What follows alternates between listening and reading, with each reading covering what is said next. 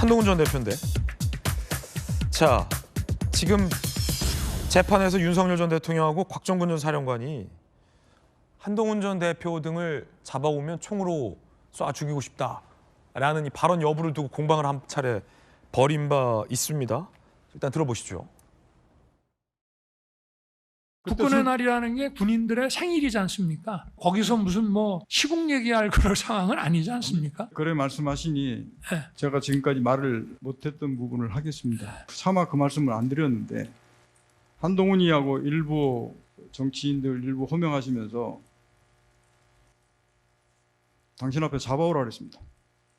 당신이 총으로 쏴서라도 죽이겠다 그러셨습니다.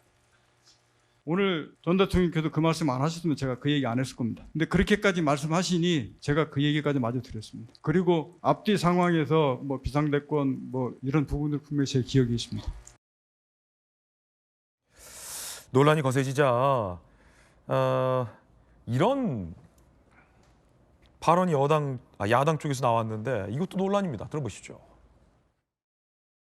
처음으로 이제 갑자기 공판장에서 이 얘기를 꺼냈다 그러는데 그러면 사실상 이게 좀 신뢰성을 좀 얻기가 힘듭니다. 이게 사실로 그런 말이 있었다고 이제 가정을 합시다. 우리가 친구들과도 이제 이런 종류 얘기 많이 합니다. 뭐 총 얘기는 안 하더라도 너 네. 진짜 죽는다 뭐 이런 얘기 있지 않습니까? 실제 싸움할 때도 농담으로 할 때도 있고 그런 맥락 속에서 나온 거하고 완전히 좀 구분되어야 하기 때문에 이거는 일단 대통령에서 밝힌 그 입장이 있기 때문에 그게 좀 더 힘을 싣고 사실관계 따져봐야 한다라고 저는 생각합니다.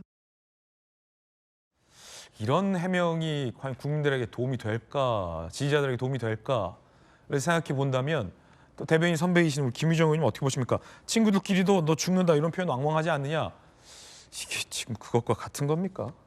이게 좀 같은 선상에서 동일 선상에서 비교할 수 있는 말인가 싶고요. 예. 일단 이분이 국민의힘의 이른바 인증 대변인 아닙니까? 네. 미디어 대변인.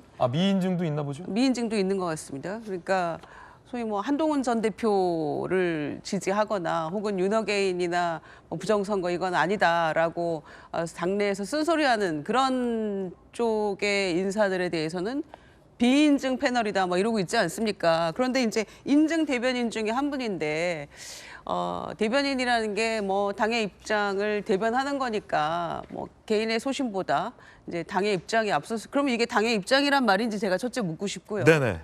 친구들끼리 이런 말 할 수 있는 건데 왕왕하는데 뭐 이 정도 말 가지고 이게 그럼 양해가 된다는 이야기인지 첫째 묻고 싶고 두 번째는 이게 지금 군 통수권자와 사령관들이 모여가지고 저녁에 지금 번개 술자리 아니었습니까? 네네. 한마디로 국군의 날 이루어진 작년에.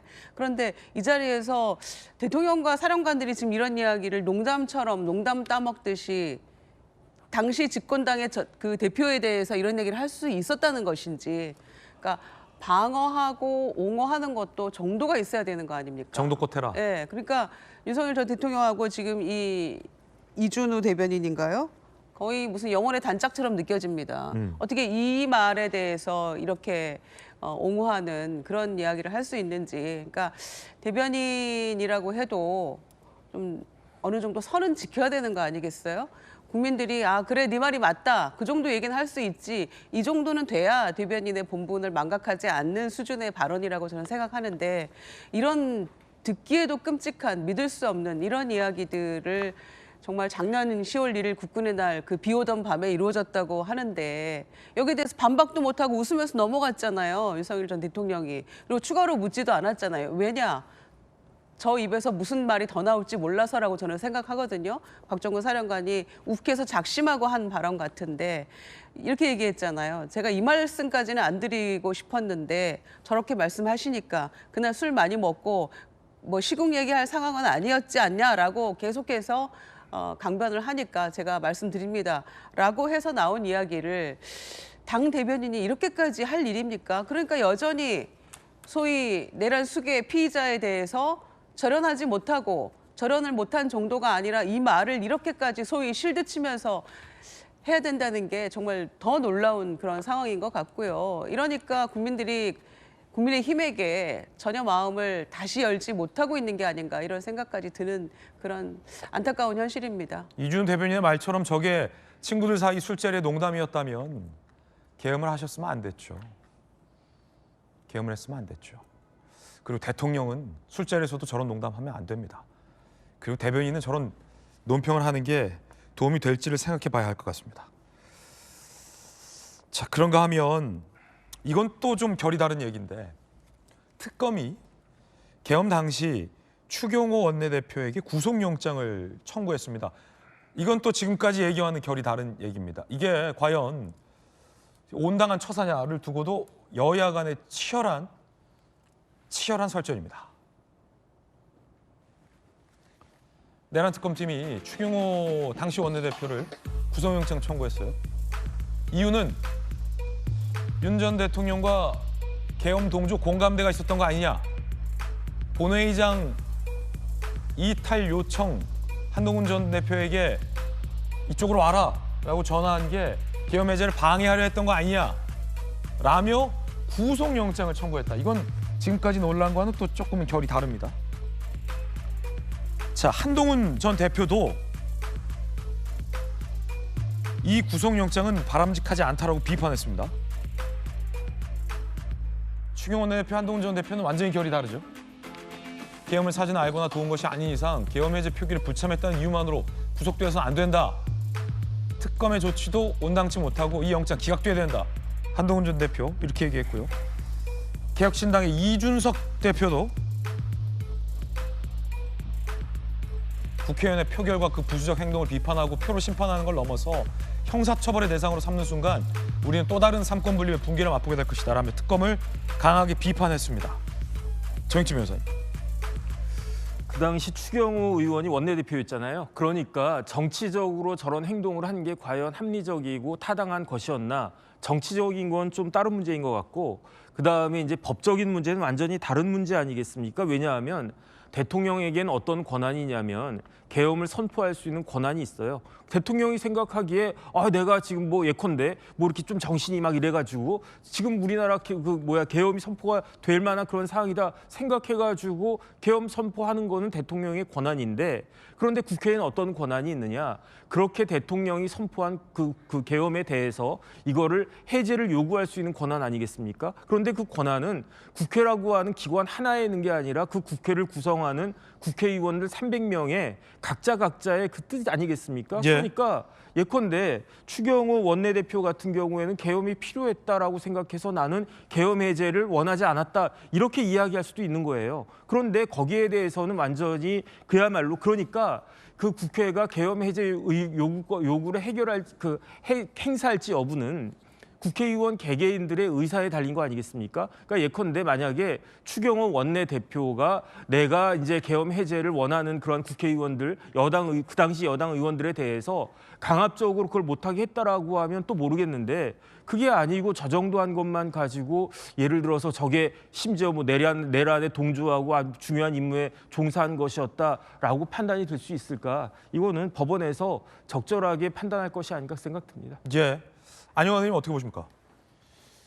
참 한국 정치에서 자꾸 우스운 일들이 벌어지고 있습니다. 전 코미디라고밖에 전 볼 수가 없는 거고요. 자, 일단은 그 계엄의 해제에 반대했다는 해서 내란죄 동조했다는 거 아니겠습니까? 그런데 현재 표결을 방해했다는 건데 국민의힘당 의원들 107명 모두가 난 표결 방해 받은 적 없어라고 성명서가 나왔습니다. 이 이야기는 뭐냐? 아니 본인은 성추행을 안 당했는데 자꾸 검찰에서 너 성추행 한 거 아니야? 이거 똑같은 이야기. 피해자가 없는데 가해자를 만들어가지고 지금 뭐 구속영장 청구한 거 아니겠습니까? 그래서 저는 도무지 특검의 행태가 이해가 되지 않고요. 이제 만약 이런 가정도 가능합니다.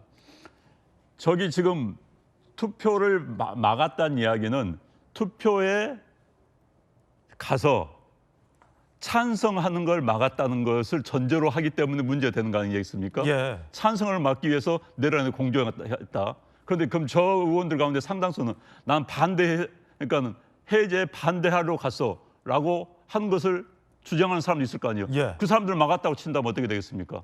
그러면 내란 공모를 막은 거 아니겠어요? 그렇죠. 역으로.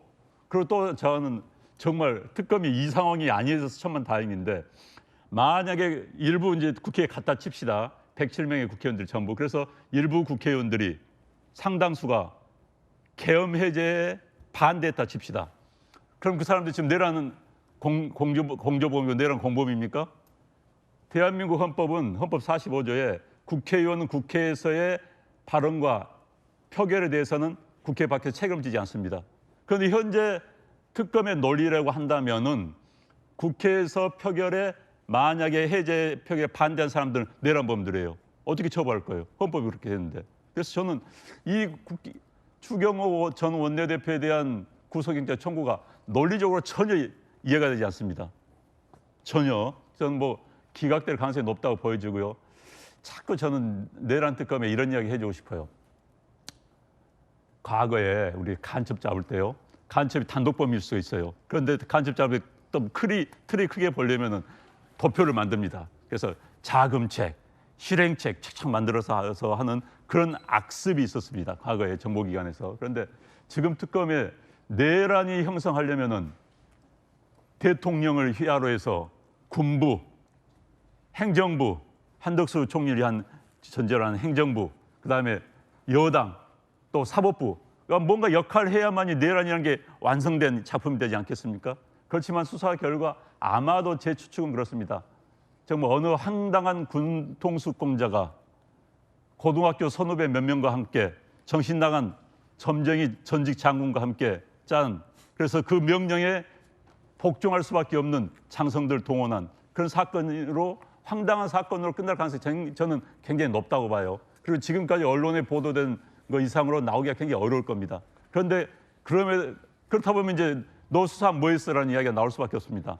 그러다 보니까는 자꾸 한덕수 총리도 구속영장 청구해서 구속시키려고 하고 전 여당의 원내대표를 구속시키려고 하고 이렇게 무리한 겁니다.